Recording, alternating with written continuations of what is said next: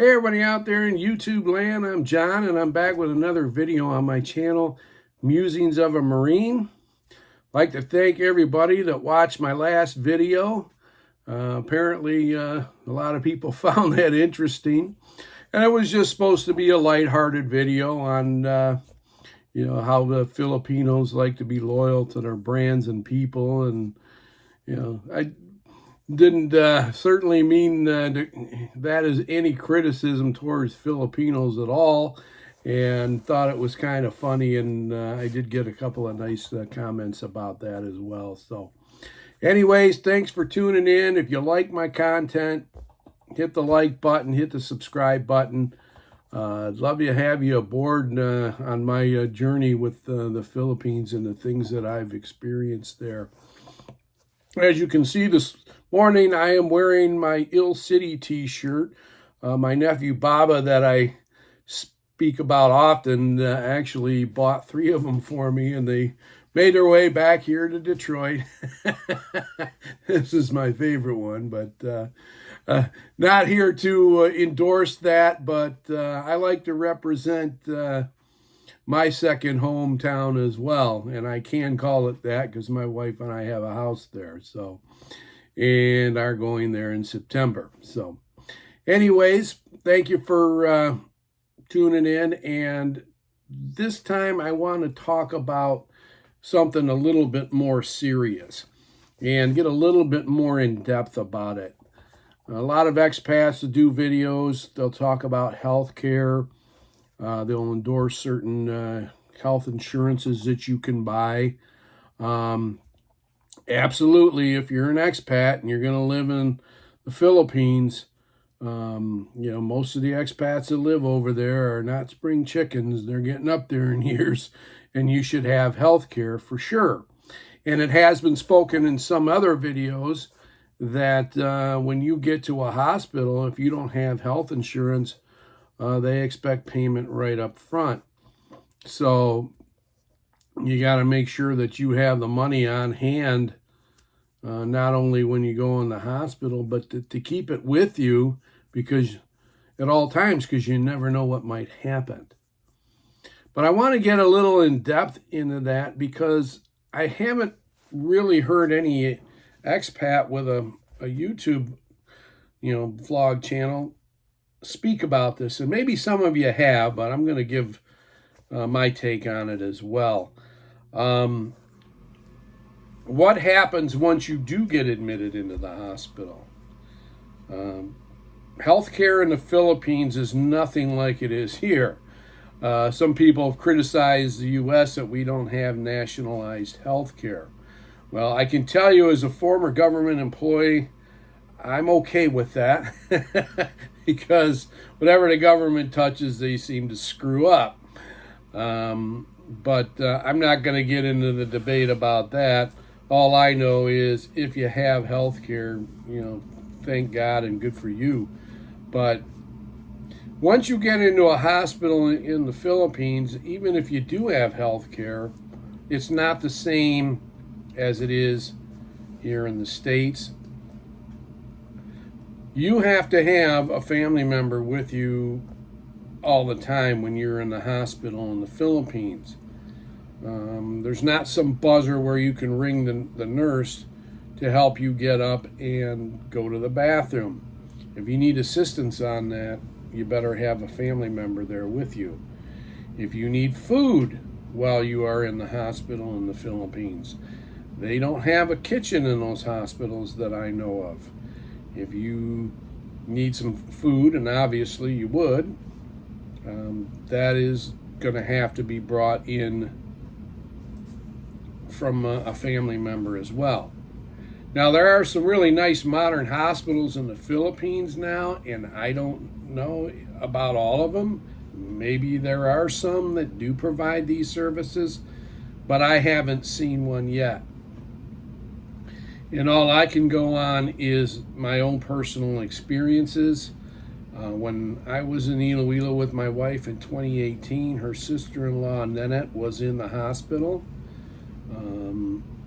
She had too much fluid in her chest, and it surrounded her heart to where she couldn't, get the proper heartbeat, I guess, and she collapsed and ended up in the hospital. So for the 4 weeks we were there, a good portion of that time she spent time in the hospital, and that was unfortunate because we were there for my mother-in-law's wake, and I don't even remember if Ninette was able to attend that or not.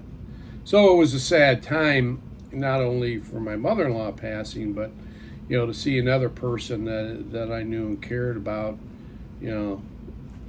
see her in the hospital as well, and having to see my niece Annette and my nephew Pito spend a lot of their available time with their mother. Ninette is their mom, having to spend time with her in the hospital, and they were both, going through nursing school, and they were more than qualified to help her out, thankfully. But not every family has that. And so there's those things that you are going to experience, sadly, if you have to go to the hospital there. But there's one other thing that I wanted to touch on as well, and a little comparison between here in the States and in the Philippines. As I already mentioned, if you have to go to the hospital, even in an emergency in the Philippines, you better have some money up front to pay for the admittance costs. Here in the United States, you don't have to do that. It is federal law that if you are taken to the emergency room, you have to be treated by the hospital, whether you have a dime to your name or not. They have to treat you. They can't just let you die. And that, of course, raises up medical costs because some people don't have the money and they may never end up paying their bill. And, of course, that gets passed on to those of us who do pay for our medical bills and have health insurance that pays out as well. So that's one big difference there. But here's another thing that I know about being admitted to a hospital in the Philippines. If you are now healthy enough to leave, you also better have the money to settle up with the hospital. When you first get admitted, they don't know how much to charge you. They're going to charge you a certain amount, and you're going to have to pay that up front. But then after that, depending on how long you stay and the tests that they have to do and everything else, that bill is obviously going to get bigger. And if it does, they are going to hold you hostage in that hospital until you pay for it, all of it. They will not let you leave until that bill is satisfied. And obviously that doesn't happen here in the States. If you can't afford to pay the bill when you leave the hospital, they'll set up a payment plan for you. But can you imagine that? That is not a good thing.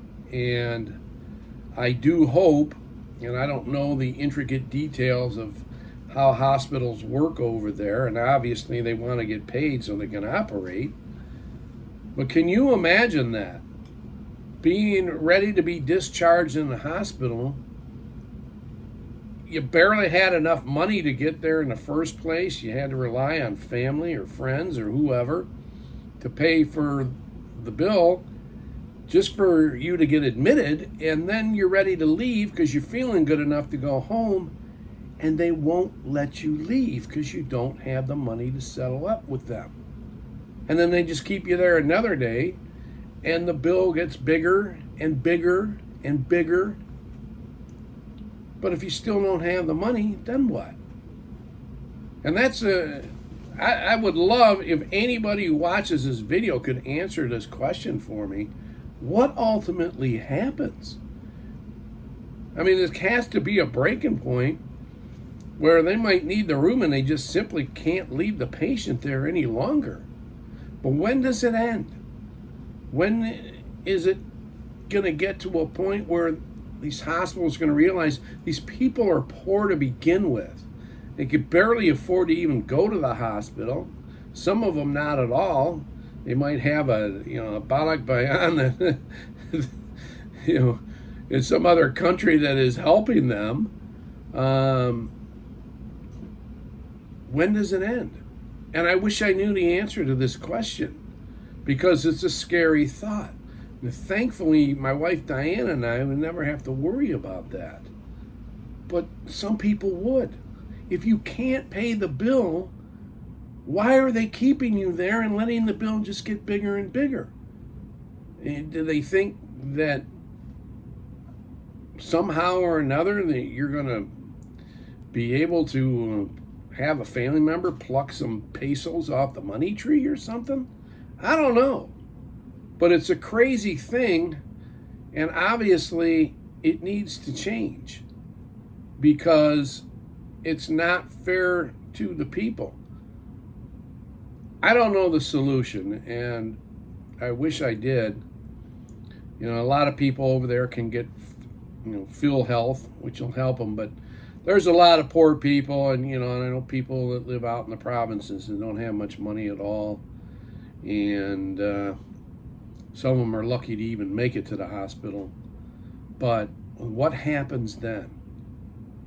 So I would say this for anybody who wants to criticize the United States healthcare because it's not government run. Well, I can tell you this: at least they'll never, allow you, to not, they'll let you get admitted into the hospital. They won't deny access to medical care, and they'll set up a payment plan for you. But in the Philippines, I don't know how that works. How do you get out of the hospital if you don't pay the bill? What do you do? So I just wanted to put that out there today. That I'm curious. I'm curious. Anybody watches this video, I know that most people who watch my videos are not Filipinos. According to the analytics on my channel, only about 13% of my viewers actually come from the Philippines. But I'd like to know if you've been through that and how you handled it. So anyways, that's just something I wanted to touch on because it's serious stuff. And living in the Philippines is hard enough for some people, but then having to deal with that as well, that could be very heartbreaking. So just wanted to bring that up. Thanks for tuning in. I'm John. God bless and Semper Fi.